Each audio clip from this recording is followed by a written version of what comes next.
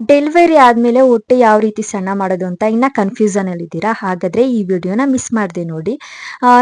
Normal ಆಗಿರ್ಲಿ, caesarean ಆಗಿರ್ಲಿ, ಹೊಟ್ಟೆ ಯಾವ ರೀತಿ ಸಣ್ಣ ಮಾಡೋದು ಮತ್ತೆ 90% ಹೊಸ ಅಮ್ಮಂದಿರಿಗೆ ಯಾವ ರೀತಿ ಹೊಟ್ಟೆ ಸಣ್ಣ ಮಾಡೋದು ಅಂತ ಗೊತ್ತಿರೋದಿಲ್ಲ.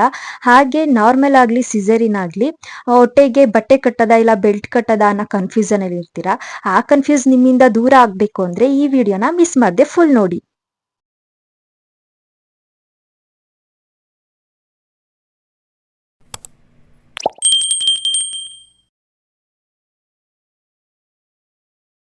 ಹಾಯ್ ಎಲ್ರಿಗೂ, welcome back to Pooja Bhagat YouTube channel. ಇವತ್ತಿನ ವ್ಲಾಗಲ್ಲಿ ನಾನು ಡೆಲಿವರಿ ಆದಮೇಲೆ ಯಾವ ರೀತಿ ನಾನು ಹೊಟ್ಟೆ ಸಣ್ಣ ಮಾಡಿದೆ, ಟಮ್ಮಿ ಫ್ಯಾಟ್ ಕಮ್ಮಿ ಯಾವ ರೀತಿ ಮಾಡಿದೆ ಅನ್ನೋದನ್ನು ನಿಮ್ಮ ಜೊತೆ ಶೇರ್ ಮಾಡ್ಕೊತಾ ಇದ್ದೀನಿ. ಡೆಲಿವರಿ ಆದಮೇಲೆ ನನಗೆ 1-2 ಡೇಸ್ ಆದಮೇಲೆ ನಾನು ಹೊಟ್ಟೆ ನೋಡಿದ ತಕ್ಷಣ ಒಂದು 5 ತಿಂಗಳು 6 ತಿಂಗಳು ಪಾಪು ಇರೋ ಥರ ಕಾಣಿಸ್ತಾ ಇತ್ತು. ಸೊ ನನಗೆ ಫಸ್ಟ್ ಡೆಲಿವರಿ ಆದ್ರಿಂದ ಯಾವಾಗ ಕಮ್ಮಿ ಆಗುತ್ತೆ ಏನು ಅನ್ನೋ ಐಡಿಯಾನೂ ಇರಲಿಲ್ಲ.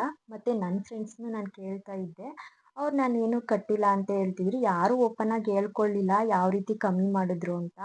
ಸೊ ನನಗೆ ಆಗಿದ್ದು ಸಿ ಸೆಕ್ಷನ್ ಆದಮೇಲೆ ಬಟ್ಟೆ ಕಟ್ಟಬೇಕಾ, ಬೆಲ್ಟ್ ಕಟ್ಟಬೇಕಾ, ಯಾವಾಗಿಂದ ಕಟ್ಟಬೇಕು, ಯಾವ ರೀತಿ ಸಣ್ಣ ಮಾಡೋದು, ಫುಡ್ಡಲ್ಲಿ ಏನಾದರೂ ಲಿಮಿಟ್ ಮಾಡಬೇಕಾ, ಯಾವ ಥರ ಫುಡ್ ತಗೊಂಡ್ರೆ ಕಮ್ಮಿ ಆಗುತ್ತೆ, ಈ ಥರ ಯೋಚನೆಯಲ್ಲಿ ತುಂಬ ಯೋಚನೆ ಮಾಡ್ತಾ ಇದ್ದೆ. ಅದಾದಮೇಲೆ ಡೆಲಿವರಿ ಆಗಿ ಒಂದು 10 ಡೇಸ್ಗೆ ನಾನು ಹಾಸ್ಪಿಟಲ್ಗೆ ಹೋಗಿದ್ದೆ, ಮಾಮೂಲಿ ಚೆಕಪ್ಗೆ ಅಂತ. ಆವಾಗ ಡಾಕ್ಟರ್ ನನಗೆ ಒಂದು ಬೆಲ್ಟ್ ಸಜೆಸ್ಟ್ ಮಾಡಿದ್ರು. ಅದನ್ನು ಅಲ್ಲೇ ತಗೊಂಡೆ ಮತ್ತು ಆ ಬೆಲ್ಟ್ನ ನಾನು ಯೂಸ್ ಮಾಡೋದಕ್ಕೆ ಸ್ಟಾರ್ಟ್ ಮಾಡಿದ್ದು ಡೆಲಿವರಿ ಆಗಿ 15 ದಿನ ಆಯಿತು. 15 ದಿನ ಆದಮೇಲಿಂದ ನಾನು ದಿನದಲ್ಲಿ 6 to 7 hours ಅಷ್ಟೇ ನಾನು ಬೆಲ್ಟ್ನ ಯೂಸ್ ಮಾಡ್ತಾ ಇದ್ದೆ. ಊಟ ಮಾಡಬೇಕಿದ್ರೆ ಮತ್ತು ಮಲ್ಕೋಬೇಕಿದ್ರೆ ನಾನು ಬೆಲ್ಟ್ ಯೂಸ್ ಮಾಡ್ತಾ ಇರಲಿಲ್ಲ. ಇನ್ನು ಮಿಕ್ಕಿದ ಟೈಮಲ್ಲೆಲ್ಲ ಅಂದರೆ ಎದ್ದು ಓಡಾಡಬೇಕಿದ್ರೆ, ಕೂತಿದ್ದಾಗ, ಫೀಡ್ ಮಾಡಬೇಕಾದ್ರೆ ಅವಾಗೆಲ್ಲ ನಾನು ಬೆಲ್ಟ್ ಯೂಸ್ ಮಾಡ್ತಾ ಇದ್ದೆ. ಮತ್ತು ಬೆಲ್ಟ್ ಬೆಟರಾ ಬಟ್ಟೆ ಬೆಟರಾ ಅಂತ 2 ಕನ್ಫ್ಯೂಷನಲ್ಲಂತೂ ಇದ್ದೆ ನಾನು. ಬೆಲ್ಟ್ ಯೂಸ್ ಮಾಡ್ತಿದ್ರು, ಅಯ್ಯೋ ಬಟ್ಟೆ ಕಟ್ಟಿದ್ರೆ ವಾಸಿ ಆಯ್ತಿತ್ತು ಅನಿಸುತ್ತೆ, ಸರಿ ಹೋಗ್ತಿತ್ತು ಅನಿಸುತ್ತೆ. ಆಗಿನ ಕಾಲದಲ್ಲೆಲ್ಲ ಬಟ್ಟೆನೇ ತಾನೇ ಕಟ್ತಾ ಇದ್ದಿದ್ದು, ಬೆಲ್ಟ್ ಅಲ್ವಲ್ಲ ಅಂತ ಅನಿಸ್ತಿತ್ತು. ಬಟ್ ನನ್ನ ಎಕ್ಸ್ಪೀರಿಯನ್ಸಲ್ಲಿ ಬೆಲ್ಟ್ ಬೆಟರ್. ಯಾಕೆ ಅಂತ ಹೇಳಿದ್ರೆ ಅದು ತುಂಬ ಟೈಟಾಗಿ ಕೂತಿರುತ್ತೆ ಮತ್ತು ನಮಗೆ ಕಂಫರ್ಟಬಲ್ ಇತ್ತು. ನನಗೆ ಆ್ಯಕ್ಚುಲಿ ಕಂಫರ್ಟಬಲ್ ಇತ್ತು. ಬೆನ್ನೋವು ಆ ಥರ ಏನೂ ನನಗೆ ಕಾಣಿಸ್ಕೊಳ್ಳಿಲ್ಲ. ಮತ್ತು ಸಿ ಸೆಕ್ಷನ್ ಆದಮೇಲೆ ಫ್ಯೂಚರಲ್ಲಿ ಬೆನ್ನೋವು ಬರುತ್ತೆ ಅಂತ ಹೇಳ್ತಿರ್ತಾರೆ. ಸೊ ನನಗೆ ಡಾಕ್ಟರು 2 ಮಂತ್ಸ್ ತಲೆಗೆ ದಿಂಬು ಯೂಸ್ ಮಾಡಬೇಡ ಅಂತ ಹೇಳಿದ್ರು. ಯಾಕಂದರೆ ಅನಸ್ಟೇಷಿಯಾ ಕೊಟ್ಟಿರ್ತಾರಲ್ಲ, ಅದಕ್ಕೋಸ್ಕರ 2 ಮಂತ್ಸ್ ಹಾಗೆ ಮಲ್ಕೋಬೇಕು ಅಂತ ಹೇಳಿದ್ರು. ನಾನು ಅದೇ ರೀತಿ ಇದು ಮಾಡಿದೆ. ಮತ್ತು ನಮ್ಮ ಅತ್ತಿಗೆಗೂ 2 ಸಿ ಸೆಕ್ಷನ್ ಆಗಿದ್ದು. ಅವರು ಅದೇ ರೀತಿ ಹೇಳಿದ್ರು, ದಿಂಬು ಯೂಸ್ ಮಾಡಬೇಡ ಅಂತ. ನಾನು ದಿಂಬು ಯೂಸ್ ಮಾಡಿರಲಿಲ್ಲ. ಮತ್ತು ಬೆಲ್ಟ್ ಹಾಕ್ಕೊಂಡಿದ್ನಲ್ಲ, ಅದು ತುಂಬ ಚೆನ್ನಾಗಿತ್ತು. ಅಂದರೆ ಬೆನ್ನೋವಾಗಲಿ ಯಾವುದೇ ರೀತಿ ಪೇಯ್ನ್ ನನಗೆ ಏನೂ ಬರಲೇ ಇಲ್ಲ. ಆಮೇಲೆ ನಾನು ತುಂಬ ಕನ್ಫ್ಯೂಸಲ್ಲಿದ್ದೆ. ಬೆಲ್ಟ್ ಯೂಸ್ ಮಾಡ್ತಾಯಿದ್ರು ನನಗೆ ತುಂಬ ಭಯ ಆಗ್ತಾಯಿತ್ತು. ಕಮ್ಮಿ ಆಗುತ್ತೋ, ಕಮ್ಮಿ ಆಗೋದಿಲ್ವೋ, ಮತ್ತು ನಾನು ಡ್ರೆಸ್ ಹಾಕೊಂಡ್ರೆ ಅಸಹ್ಯವಾಗಿ ಏನಾದ್ರು ಕಾಣಿಸ್ತದೇನೋ, ಕೈ ಕಾಲೆಲ್ಲ ಸಣ್ಣ ಇದ್ದು ಹೊಟ್ಟೆ ದಪ್ಪ ಇದ್ದರೆ ಚೆನ್ನಾಗಿ ಕಾಣಿಸಲ್ಲ, ಈ ಥರ ಎಲ್ಲ ಯೋಚನೆ ಮಾಡ್ತಾ ಇದ್ದೆ ನಾನು. ಅಂದರೆ ಏನಂತ ಹೇಳಿದ್ರೆ, ನಾರ್ಮಲ್ ಡೆಲಿವರಿ ಆದ್ರೂ, ಸಿಸೇರಿಯನ್ ಆದ್ರೂ 9 ಮಂತ್ಸ್ ಯಾವ ರೀತಿ ಗರ್ಭಕೋಶ ದಪ್ಪ ಆಗಿರುತ್ತೆ, ಅದು ಸಡನ್ನಾಗಿ ಸಣ್ಣ ಆಗೋದಕ್ಕೆ ಹೋಗೋದಿಲ್ಲ. ಅದು ಸ್ವಲ್ಪ ಟೈಮ್ ತಗೊಳುತ್ತೆ. ಸೊ ನಾವು ಆ ಟೈಮಲ್ಲಿ ಕರೆಕ್ಟಾಗಿ ಬಟ್ಟೆ ಆಗಲಿ ಬೆಲ್ಟ್ ಆಗಲಿ ಸರಿಯಾಗಿ ಯೂಸ್ ಮಾಡಿದ್ರೆ ಸಣ್ಣ ಆಗುತ್ತೆ. ಕೆಲವ್ರು ಹೇಳ್ತಾರೆ, ನಾನೇನು ಕಟ್ಟಲೇ ಇಲ್ಲ, ಏನು ಮಾಡಲೇ ಇಲ್ಲ ಅಂತ. ಆದರೆ ನಮಗೆ ಒಂದು ಭಯ ಇರುತ್ತಲ್ವ, ನನಗಂತೂ ತುಂಬ ಭಯ ಇತ್ತು ಯಾವಾಗ ಸಣ್ಣ ಆಗುತ್ತೋ ಅಂತ. ಬಟ್ ನಾನು ಯೋಚನೆ ಮಾಡಿ ಬೆಲ್ಟ್ ಹಾಕ್ಲಾ ಅನ್ನೋದ್ರಲ್ಲೇ ಇದ್ದೆ. ಆದರೆ ನಾನು ಬಟ್ಟೇನು ಕಟ್ಟಲಿಲ್ಲ, ಬೆಲ್ಟೇ ಯೂಸ್ ಮಾಡ್ತಾ ಇದ್ದೆ. ಸೊ ಬೆಲ್ಟ್ ಯೂಸ್ ಮಾಡ್ತಾ ಅಬ್ಸರ್ವ್ ಮಾಡ್ತಾ ಇದ್ದೆ. ಬೆಲ್ಟು 1 ಮಂತ್ 15 ಡೇಸ್ ಆದಮೇಲೆ ಅದು ಯೂಸ್ ಆಯ್ತಾ ಬಂತು. ಆವಾಗ ಗೊತ್ತಾಯಿತು, ಓ ಸಣ್ಣ ಆಗ್ತಿದೆ ಅಂತ. ಯಾಕೆಂದರೆ ದಿನ ಹೊಟ್ಟೆ ನೋಡ್ಕೊತಿರ್ತಿದ್ನಲ್ಲ, ಸಣ್ಣ ಆಗುತ್ತಾ ಅಂತ. ಆವಾಗ ಗೊತ್ತಾಗೋದಿಲ್ಲ, ದಿನ ನೋಡ್ತಿದ್ರೆ ಗೊತ್ತೇ ಆಗೋದಿಲ್ಲ. ಬೆಲ್ಟ್ ಲೂಸ್ ಆದಮೇಲೆ ಗೊತ್ತಾಗಿದ್ದು ಹೊಟ್ಟೆ ಸಣ್ಣ ಆಗ್ತಿದೆ ಅಂತ. ಕೆಲವ್ರಿಗೆ ಹೊಟ್ಟೆ 3 ಮಂತ್ಸ್ 6 ಮಂತ್ಸ್ 9 ಮಂತ್ಸ್ ಈ ಥರ ಟೈಮ್ ತಗೊಳುತ್ತೆ. ಬಟ್ ನನಗೆ 2 ಮಂತ್ಸಲ್ಲೇ ಕಮ್ಮಿ ಆಗೋಯಿತು. ಅಂದರೆ 1.5 ಮಂತಲ್ಲೇ ನನಗೆ ಡೆಲಿವರಿಗೂ ಮುಂಚೆ ಯಾವ ರೀತಿ, ಪ್ರೆಗ್ನೆಂಟ್ಗೂ ಮುಂಚೆ ಯಾವ ರೀತಿ ಹೊಟ್ಟೆ ಇತ್ತೋ ಅಷ್ಟೇ ದಪ್ಪ ಆಗಿದೆ. ಸೊ ನಾನು ಬೆಲ್ಟ್ನೇ ಬೆಟರ್ ಅಂತ ಹೇಳ್ತೀನಿ.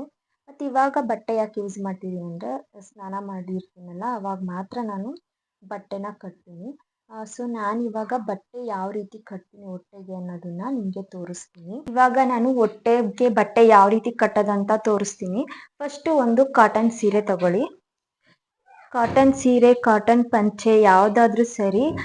ಸಿಲ್ಕು ಆ ಥರ ಎಲ್ಲ ತಗೊಂಡ್ರೆ ಟೈಟಾಗಿ ಕೂರಲ್ಲ, ಅದಕ್ಕೋಸ್ಕರ ಕಾಟನ್ನ ಯೂಸ್ ಮಾಡಿ. ಯೂಸ್ ಮಾಡಿದ್ಮೇಲೆ ಈ ಕಡೆ ತುದಿ ಇರುತ್ತಲ್ಲ, ಅದನ್ನ ಈಕ್ವಲ್ ಮಾಡ್ಕೊಳ್ಳಿ. ಕೆಲವರು ಬಟ್ಟೆನ ಫೋಲ್ಡ್ ಮಾಡಿ ಇಟ್ಕೊಂಡಿರ್ತಾರೆ, ಬಟ್ ನಾನು ಯಾವುದೇ ರೀತಿ ಫೋಲ್ಡ್ ಮಾಡಿಲ್ಲ. ಫುಲ್ ಸೀದಾ ಹಿಂಗೆ ಬಿಟ್ಟಿದ್ದೀನಿ. ಎರಡು ಕಡೆನೂ ತುದಿನ ಇಟ್ಕೊಂಡಾದ್ಮೇಲೆ ಇದ್ರದ್ದು ಮಧ್ಯದನ್ನ ತಗೋಬೇಕು. ಈ ರೀತಿ ಮಧ್ಯದ ತಗೊಂಡು ಹಿಂದಕ್ಕೆ ಹಾಕೋಬೇಕು. ಫಸ್ಟು ಹಿಂದಕ್ಕೆ ಹಾಕೊಂಡಿದ ತಕ್ಷಣ ಹೊಟ್ಟೆ ನಮ್ದು ಏನಿರುತ್ತೆ ಹೊಟ್ಟೆ ಅದನ್ನ ಫುಲ್ ಹಿಂದಕ್ಕೆ ಎಳ್ಕೋಬೇಕು. ಯಾಕೆಂದ್ರೆ ಎಳ್ಕೊಂಡು ಕಟ್ಕೊಬಿಟ್ರೆ ಬಿಟ್ಟಾಗ ಟೈಟಾಗಿ ಕೂರುತ್ತೆ, ಅದಕ್ಕೋಸ್ಕರ ಹಿಂದಕ್ಕೆ ಎಳ್ಕೋಬೇಕು.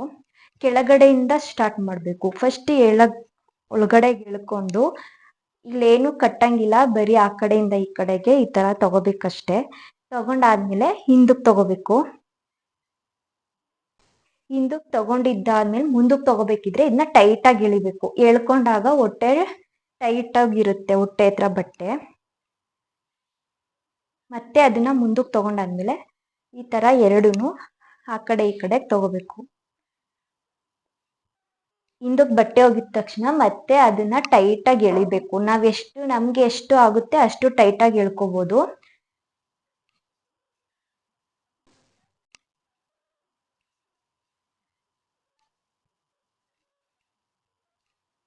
ಲಾಸ್ಟ್ ಏನ್ ಪೀಸ್ ಸಿಗುತ್ತೆ ಅದನ್ನ ಈ ತರ ಇದ್ರೊಳಗೆ ಸೇರಿಸ್ಕೋಬೇಕು.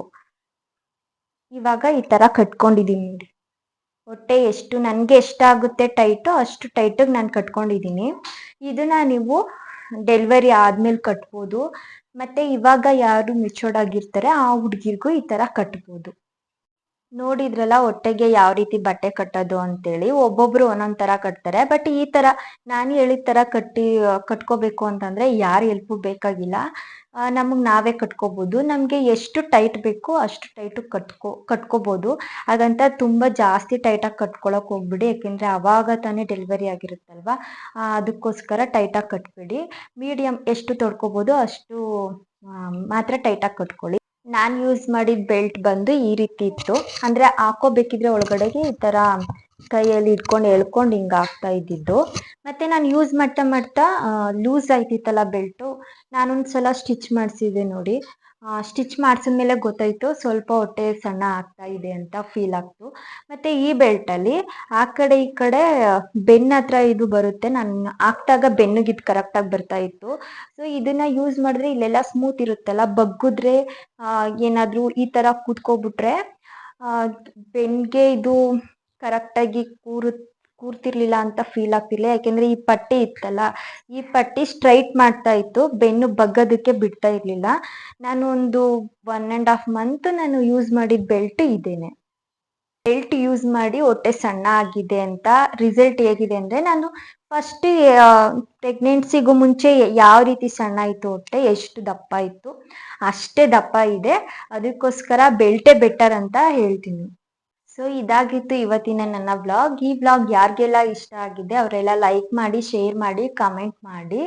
ಮತ್ತೆ ಯಾರೆಲ್ಲ ನನ್ನ ಚಾನೆಲ್ನ ಸಬ್ಸ್ಕ್ರೈಬ್ ಮಾಡಿಲ್ಲ ಅವರೆಲ್ಲ ಸಬ್ಸ್ಕ್ರೈಬ್ ಮಾಡಿ. ನೆಕ್ಸ್ಟ್ ವ್ಲಾಗಲ್ಲಿ ಸಿಗ್ತೀನಿ. ಅಲ್ಲಿ ತನಕ ಬಾಯ್.